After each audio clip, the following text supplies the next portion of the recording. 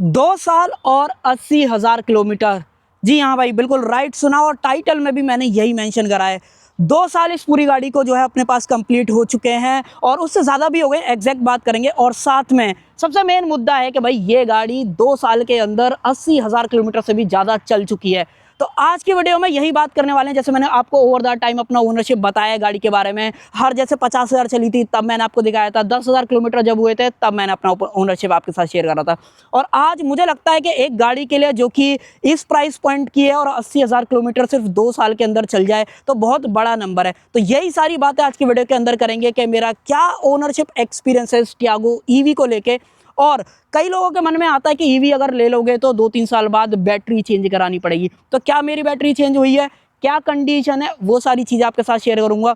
और कई लोगों को टाटा की सर्विस को लेके जो है बहुत कंसर्न रहता है, वो भी बात आपके साथ मैं शेयर करने वाला हूँ। इनफैक्ट एक बहुत इंपॉर्टेंट चीज़ है, कई लोग बोलते हैं कि टाटा की गाड़ियों में रस्टिंग वाला इशू आता है, क्या मुझे आ रहा है नहीं आ रहा है, वो भी आपके साथ शेयर करूंगा। और इनफैक्ट अब तक मैंने इस गाड़ी पे मेंटेनेंस में या बाकी चार्जिंग वगैरह में कितने पैसे खर्च करें वो भी बताऊंगा। क्योंकि कई लोगों के मन में ये आता है कि भाई क्या ये सस्ती पड़ेगी, क्योंकि इंटरनेट पे कई लोग बोलते हैं कि ईवी सस्ती नहीं पड़ती है। आज उसका पूरा प्रूफ दिखाऊंगा, जितने भी बिल्स हैं गाड़ी के, जब भी सर्विस कराई है, चार्जिंग वगैरह में कितना खर्चा आया, वो सारी बातें करेंगे। और एक साइड बाय साइड कंपेरिजन बता दूंगा, सीएनजी से ईवी क्यों बेहतर है और पेट्रोल वगैरह का ओवरऑल जो कंफ्यूजन लोगों के मन में चलता है, वो सारी बातें करेंगे। तो चलिए अपना टाइम वेस्ट करें, वीडियो को कर लेते हैं स्टार्ट। बट उससे पहले एक काम आप कर सकते हो, लाइक शेयर सब्सक्राइब आप कर सकते हो। चलिए, जैसे मैंने आपको स्टार्टिंग में बोला, तो एक चीज जरूर से पहले बता रहा हूं, मैंने जितने भी सवाल हैं या जो चीजें मैं आपको बताने वाला हूं वो लिख ली हैं, ताकि मेरे से कोई ऐसा सवाल मिस ना हो जाए जो आपको जानने की जरूरत है, या फिर अगर आप ईवी लेने जा रहे हो तो आपको पता होना चाहिए। तो देखो, मैंने लिस्ट बना ली है, ऐसा नहीं है कि मैं इसमें देख के बताऊंगा या कोई स्क्रिप्ट वगैरह लिख लिया। जो रॉ रहेगा वो सारी चीज़ें शेयर करूंगा। और ये मेरी पर्सनल गाड़ी है, इस पर कोई किसी का दबाव नहीं है कि मैं इसके बारे में बुरा नहीं बोल सकता, सिर्फ अच्छा ही बताना, ऐसा कुछ नहीं है। तो सबसे पहला जो सवाल है मेरा, मैं आपको वो बताता हूँ कि ये गाड़ी मैंने ली क्यों थी। थोड़ा सा पीछे चलते हैं और मैं आपको थोड़ा सा फ्रेम में पूरा प्रॉपर आके दिखाता हूँ। तो इस गाड़ी को लेने के पीछे सिंपली एक रीजन था, थे तो कई मल्टीपल रीजन, बट सबसे मेन रीजन था कि ये गाड़ी मेरे रिक्वायरमेंट के हिसाब से सबसे सस्ती पड़ती है अगर आप रनिंग कॉस्ट देख रहे हो। अब मैं बताता हूँ ऐसा क्यों, थोड़ा सा पीछे चलते हैं। जब मैंने ये गाड़ी की रिसर्च वगैरह स्टार्ट करी थी, थोड़ा सा जल्दी बताता हूँ ताकि आप बोर ना हो। तो सीन ऐसा था, इससे पहले मेरे पास जो है ऑल्टो गाड़ी थी, पेट्रोल की थी, फिर उसमें सीएनजी लगी और वो 2 साल के अंदर 90,000 किलोमीटर चला ली। अब उस गाड़ी में आए दिन, जब सीएनजी स्टार्टिंग डेज की अगर आप बात करोगे तो 30-35-40 रुपए इस तरीके की थी, और ओवर द टाइम आपने देखा होगा आज की डेट में 90 के आसपास कहीं ना कहीं सीएनजी टच कर रही है। और उसमें क्या होता था कि भाई हमारे घर में अच्छे खासे चलाने वाले भी हैं, तो वो हर तीसरे दूसरे दिन में उसमें सीएनजी का भरने का नंबर आ जाता था। सीएनजी पंप भी दूर दूर थे, भरवा के लेके आओ, घर पे खड़ी करो, फिर लेके जाओ, तो मल्टीपल इश्यूज उसके अंदर आने लगे। और गाड़ी जब पुरानी हो जाती है तो आपको अपग्रेड करने का भी मन करता है। अब मेजोरिटी इंडिया के केस में अगर आप देखोगे तो आजकल जितने भी लोग गाड़ियां खरीद रहे हैं वो 10-11 लाख रुपए के आसपास है। इतना ही हमारा बजट था, तो हो सकता है थोड़ा कम भी, हो सकता है थोड़ा सा बढ़ भी जाता। तो मेजोरिटी केस में 10-11 लाख का बजट था जब मैंने गाड़ी देखना स्टार्ट करी।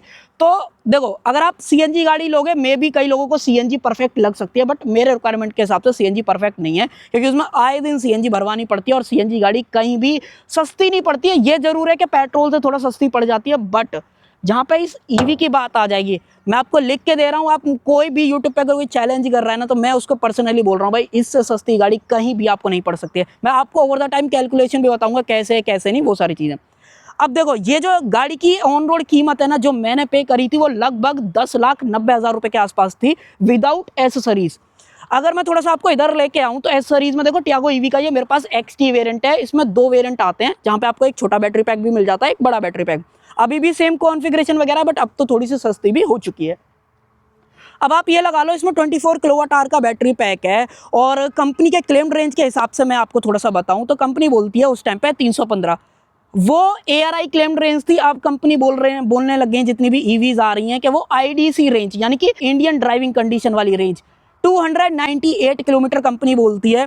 और एक्चुअल लाइफ में जब ये नई थी, स्टॉक टायर थे, तब आप लगा लो 210 ईजिली जो है ये गाड़ी चल जाती थी विद AC के साथ में। जैसे जैसे वीडियो आगे बढ़ेगी तो जो मैं बातें बता रहा हूँ ना, आप माइंड में रखना कि चल जाती थी, कहने का मतलब अब नहीं चल रही है, वो रीज़न बताऊंगा क्यों नहीं चल रही है।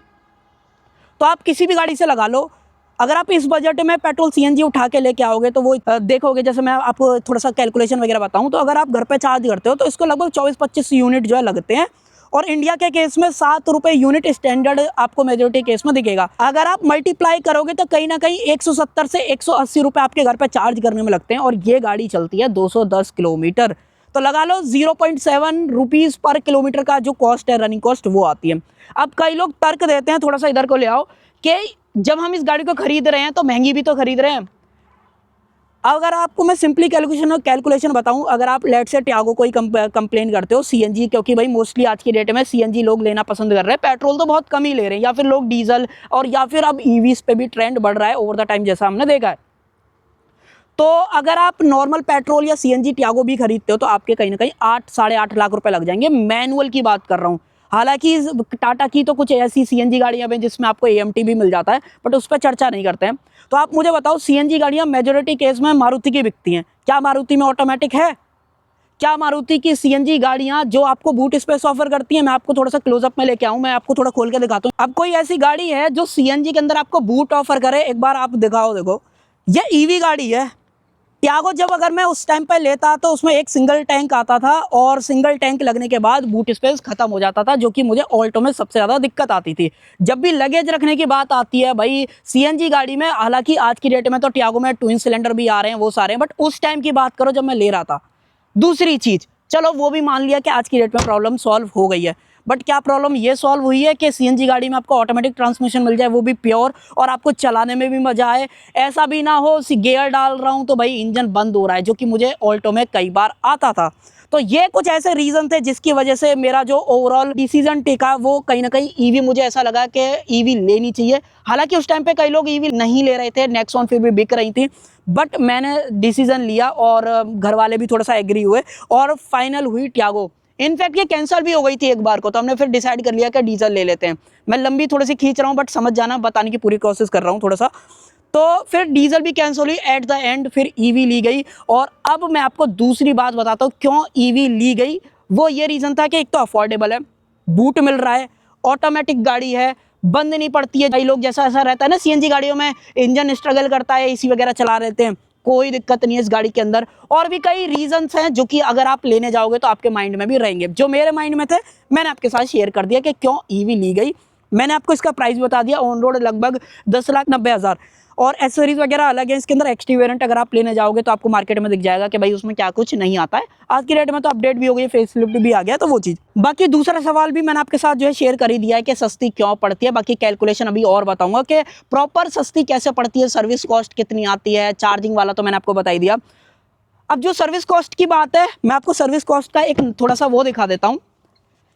ये मेरे पास बिल है जो मैंने गाड़ी की सर्विस कराई है। अब मैं आपको ये थोड़ा डिटेल में तो नहीं दिखाऊंगा क्योंकि बहुत सारी सर्विस हो चुकी है, 80,000 चल गई आप लगा लो। टाटा बोलता है कि इसमें माइनर और मेजर सर्विस दो अलग अलग होती हैं। जब आप गाड़ी लोगे तो 3 सर्विस तो आपको फ्री मिलेंगी, जहाँ पे आपके खर्चे नहीं होंगे, छोटे मोटे खर्चे होंगे, वो भी दिखा दूंगा क्या खर्चे होते हैं। दूसरी चीज, अगर आप पेट्रोल एग्जाम्पल में लेके चल रहे हो, सीएनजी लेके चल रहे हो, डीजल को तो साइड हटा दो, डीजल के तो खर्चे और भी बढ़ते हैं। अब अगर मैं आपको थोड़ा सा वो दिखाऊं, देखो ये फर्स्ट सर्विस है, अगर मैं आपको थोड़ा सा क्लोजअप में लेके आऊं, ये आप यहाँ पे पढ़ लो, फर्स्ट सर्विस है। अगर कुछ रहेगा तो मैं ब्लर वगैरह कर दूंगा। इसका जो कॉस्ट है ना, अगर मैं आपको थोड़ा सा दिखाऊं तो जो इसका बिल बना था उस टाइम पे फर्स्ट सर्विस का, देखो 0 रुपीज़ का था। हालांकि इन्होंने कुछ चीज़ें जोड़ी थी बट मैंने नहीं दिया थे उसके पैसे, और इन्होंने मुझे 0 का जो बिल है वो थमा दिया। चलो ये पहली सर्विस। दूसरी सर्विस आ जाते हैं। दूसरी सर्विस हुई थी अपनी 6500 किलोमीटर पे, सॉरी 7500 किलोमीटर पे, सेकेंड सर्विस। और इसका जो बिल था वो आप देख लो भाई, 1380 रुपये का बिल यहाँ पे बना था। आप जोड़ते रहना इसको, मैं एट द एंड आपको बिल भी बता दूंगा कितने का। फिर देन सर्विस कराई मैंने, अगली 4000 रुपये की सर्विस बनी। फिर मैंने एक और सर्विस कराई जो कि 60,000 किलोमीटर की थी। अगर आप इसका बिल देखोगे तो ये सिर्फ अपना 1400, आप अगर थोड़ा सा क्लोजअप में देख पा रहे हो, 1450 रुपये। देन अभी मैं रिसेंट में एक सर्विस करा के लेके आया हूँ जो कि इसकी 75,000 वाली किलोमीटर वाली सर्विस थी, 1250। अब आप मुझे बताओ, शोरूम से कहने का मतलब सर्विस सेंटर से अगर मैं सर्विस कराऊं सीएनजी, पेट्रोल, डीजल, किस गाड़ी की सर्विस इतनी आ सकती है? ये लगा लो एक बार सिर्फ जो है 4000 गई है, इसमें कई सर्विस मिस भी हो गई होंगी। बट एट द एंड अगर आप कैलकुलेट करोगे, अगर मैं आपको थोड़ा सा कैलकुलेट करके बताऊं, तो मुझे नहीं लगता कि मैंने इस गाड़ी पे 20,000 रुपये का भी सर्विस कॉस्ट में जो खर्चा है वो किया होगा। इनफैक्ट सिर्फ ऐसा ही नहीं, इसके जो ओवरऑल घिसने वाले पार्ट हैं, जो मेंटेनेंस वाले पार्ट हैं, जैसे कि ब्रेक, टायर, या जो भी engine oil, air filter, oil filter, भाई इसके अंदर ऐसा कुछ है ही नहीं, तो मेरे वो भी पैसे कहीं ना कहीं सेव हो जाते हैं। चार्जिंग वाली बात मैंने आपको बता दी थी। अब कई लोग बोलेंगे कि भाई ये गाड़ी सिर्फ 214 चल रही है, अगर हम बाहर लेके जाएंगे तो क्या लॉजिक बनता है। तो देखो, जैसा जो मेरा यूज़ केस है, मेजोरिटी केस में तो भाई हम इतने ही किलोमीटर के अंदर चलाते हैं। अगर आप देखोगे 80,000 से पार चल गई है ओडोमीटर। अभी मैं आपको लेके चलता हूँ, दिखाता हूँ। तो 80,000 में से, हालांकि मैंने ये गाड़ी बहुत लंबी भी चलाई है, ऐसा नहीं कि नहीं लंबी चलाई है, बट थोड़ा सा आपको प्लानिंग से चलना पड़ता है। अगर आप एक ईवी ले रहे हो, चार्जर देखने पड़ते हैं, थोड़ा सा इंडिया के अंदर चार्जिंग इंफ्रा पे भी आएंगे कि कैसा है कैसा नहीं। तो मैं अभी थोड़ा सा हिंट दे रहा हूँ, थोड़ा सा वीक है इन टर्म्स ऑफ, अगर आप आउटर लोकेशन के तौर पर देखते हो। दूसरी चीज, कई लोगों के मन में ये भी आता है कि भाई क्या हमें फास्ट चार्जिंग लगवानी चाहिए, फास्ट चार्जिंग का भी अलग से खर्चा आएगा। तो मैं बताऊं, इस गाड़ी के साथ में आपको 2 ऑप्शन मिलते हैं एसी चार्जिंग में। 3.3 जो गाड़ी के साथ में फ्री ऑफ कॉस्ट मिलता है। अगर आपको ये है, आपकी गाड़ी ज्यादा चलती है कि भाई दिन में भाई 200-300 किलोमीटर चल रही है, तो आप क्या कर सकते हो, 7.2 चूज कर सकते हो। टाटा से ले लो, या स्टैटिक वगैरह के भी और स्पिन एयर वगैरह के भी चार्जर आते हैं, वो भी देख सकते हो। अगर आपको कम प्राइस में चाहिए, 35-40 हज़ार में आपके मिल जाएंगे। टाटा से लोगे तो 60,000 का आपका खर्चा जो है आने वाला है। तो चार्ज सिंपली यहाँ से होती है ये गाड़ी। अगर मैं आपको थोड़ा सा क्लोजअप में दिखाऊं, चार्जिंग पोर्ट दिखा देता हूँ अगर किसी ने नहीं देखा है तो। देखो, खोलता हूँ इसको। तो जो चार्जिंग पोर्ट है, अगर आप ईवी को फॉलो अप में कर रहे हो तो आपको थोड़ा सा आइडिया होगा, बट चलो मैं आपको दिखा देता हूँ। अगर आप पहली बार देख रहे हो तो इस तरीके का ओवरऑल, जहाँ से आप पेट्रोल सीएनजी वगैरह डालते हो ना, तो वहीं से यहाँ पे चार्ज करना है। नीचे की तरफ डीसी चार्जिंग दे रखी है, ऊपर की तरफ एसी चार्जिंग। अब मेरे को चार्जिंग में ना सिर्फ एक शिकायत है, स्पेशली टाटा टियागो से। चाहे फिर वो टाटा की कई गाड़ियां हो, ये गाड़ियां कन्वर्टेड है। कहने का मतलब बोर्न भी नहीं है कि स्क्रैच से इसको ईवी के हिसाब से बनाया हो।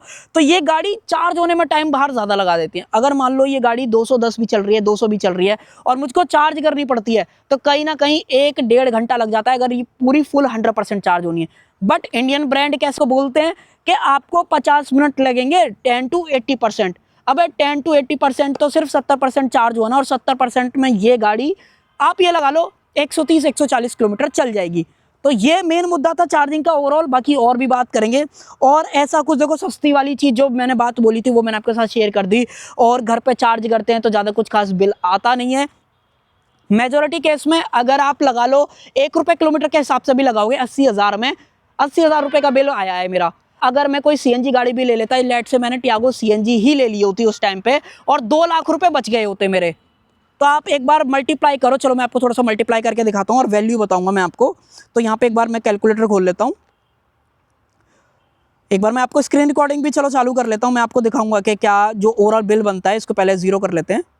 तो लेट से अगर आप कोई भी सीएनजी गाड़ी लेते हो जो कि सेफ है और आपको ओवरऑल क्वालिटी वगैरह ठीक ऑफर करती है, लेट से एक एग्जांपल लेके चलते हैं 4 रुपये किलोमीटर के हिसाब से, इंटू 80,000 से एक बार लेट से मल्टीप्लाई करते हैं इसको। 3,20,000 रुपए का ऑलमोस्ट जो सीएनजी या फ्यूल का खर्चा है ना, वो होता। अब इसमें सिर्फ सीएनजी का पैसा जुड़ा हुआ है। अगर मैं लगा लूं कि मैंने पेट्रोल भी पड़वाया होगा, क्योंकि पेट्रोल पे गाड़ी शुरुआत में स्टार्ट होती है, तो कहीं ना कहीं मैं लगा के चल रहा हूँ 80,000 किलोमीटर में चलाने में कम से कम 30-40,000 रुपए तो आप और मान के चल सकते हो कि आपका पेट्रोल का खर्चा और बढ़ जाएगा। तो लेट से 30,000 रुपये ही और प्लस कर लेते हैं इसके अंदर, तो 3.5 लाख रुपए लगते हैं। और जबकि इस ईवी के अंदर मेरे सिर्फ 80,000 रुपए लगे हैं, अगर मैं सिर्फ घर पे ही इसको चार्ज करता। और बाहर चार्ज करी होगी, लेट से मैंने इसमें मान लो 2 रुपये किलोमीटर पड़ जाती होगी, कई लोगों को लगता होगा, तो 1,60,000 इतने का बिल बना। फिर भी मैं 3.5 अगर और 1,60,000 में फायदा बताऊं आपको एक बार। लेट से 3.5 लाख रुपए का बिल बना है अपना फ्यूल का, और माइनस करते हैं इसमें से 1,60,000, 1,90,000 सीधे सीधे मेरे बच गए हैं सिर्फ 2 साल के अंदर। और जो 2 लाख रुपए मैंने एक्स्ट्रा दिए थे मेरे तो रिकवर हो गए। अब मुझे ये गाड़ी ऑटोमेटिक भी मिल गई, बूट भी मिल गया, और मुझे कहीं भी सीएनजी भरवाने के लिए बाहर जाना भी नहीं पड़ रहा। ऑनेस्टली बताऊं, 2 सालों के अंदर भाई मैंने पेट्रोल पंप की शक्ल नहीं देखी है, क्योंकि भाई मुझे जाना ही नहीं पड़ता, घर पे आता हूँ, लगाता हूँ, चार्ज हो जाती है। बट ऐसा ही नहीं, कुछ दिक्कतें भी आई हैं। अब चार्जिंग के बारे में वो बात कर लेते हैं, दिक्कतें क्या आ सकती हैं। थोड़ा सा पास लेके आओ। दिक्कतें क्या आ सकती हैं। अब भाई ये गाड़ी है मेड इन इंडिया, क्योंकि भाई टाटा तो मेड इन इंडिया कंपनी है ना। तो मेड इन इंडिया में, रूरल इंडिया में अगर आप जाके देखोगे तो वोल्टेज के इशू आए दिन आपको देखने को मिलते हैं। कभी ज़्यादा हो जाएंगे, कभी कम हो जाएंगे। तो भाई अगर ये गाड़ी अगर आप चार्जिंग पर लगाते हो और 260 से ज़्यादा वोल्टेज आते हैं आपके घर पे, चार्ज नहीं होगी। 170 से नीचे वोल्टेज आएगी 160 के बीच में तो चार्ज हो जाएगी, बट जैसे 150 टच करेगी चार्ज नहीं होगी। तो आप ये अनुमान लगाओ, आप आए हो रात में और वहाँ पे आपने चार्जिंग पे लगाई और आपको देखने को मिल रहा है कि आपको सुबह अपने काम पे जाना है और वोल्टेज ज़्यादा आ रही है, तो कैसे चार्ज होगी। तो ये एक इशू है ईवीज़ का, जो कि मुझे लगता है कि कंपनियों को इस पर थोड़ा सा मुझे लगता है कुछ करना चाहिए कि कैसे भी चार्ज जरूर से होनी चाहिए गाड़ी, चाहे फिर वो वोल्टेज ज़्यादा आए कम आए, कुछ ना कुछ तो करना चाहिए। क्योंकि इस गाड़ी को चार्ज करने के लिए एक रिक्वायरमेंट और है, आपके घर में अर्थिंग होनी चाहिए, चाहे फिर वो आप आफ्टर मार्केट वाली करा लो या आपके घर में प्रॉपर अर्थिंग होनी चाहिए। तो अर्थिंग मेन रिक्वायरमेंट है, क्योंकि सेफ्टी प्रायोरिटी है और अब कोई सी भी ईवी आप ले लो, अर्थिंग ज़रूरी जो है मैंडेटरी रहती है। तो ये सब हो गया। बाकी देखो एक चीज़ और आपके साथ शेयर करता हूँ, लगे हाथ। देखो ये तो चार्जिंग वाली बात रह गई। अगर आप मुझसे पूछोगे इस 80,000 किलोमीटर में मैंने क्या खर्चा और इस गाड़ी के अंदर करा है, टायर्स का। अब आप देख रहे होगे ये स्टॉक ऐसे नहीं आते हैं। स्टॉक कहने का मतलब है इसमें आपको स्टील व्हील मिलते हैं व्हील कवर के साथ में, अगर आप एक्सटी लेते हो। इनफैक्ट अगर आप एक्सजेड वेरिएंट भी लोगे तो वहां पे भी अलॉय नहीं आते हैं। तो अब मेन बात वो आ जाती है जो मैंने बोला था कि अब तक ये गाड़ी 214-215 किलोमीटर की रेंज दे रही थी, बट अब नहीं दे रही। ये टायर भी बड़े हैं थोड़े से और ईवी सेंट्रिक नहीं है, तो उसका फर्क भी आता है। तो पहले इसमें जो स्टॉक टायर आता है मैं आपको वो बताता हूँ, 175 65 R14 आता है। और इसमें अभी करंटली अगर आप बात करोगे तो आई थिंक मेरे को एक बार देखना पड़ेगा 185 60 R15, यानी कि चौड़ाई भी टायर की बढ़ गई है, साइड वॉल भी बढ़ गई है, तो वेट ऐड हो गया है। तो उसकी वजह से जब मैंने ये टायर डलवाए थे 47,000 किलोमीटर पे बाय द वे चेंज कराए थे, जो उसके मेन टायर थे।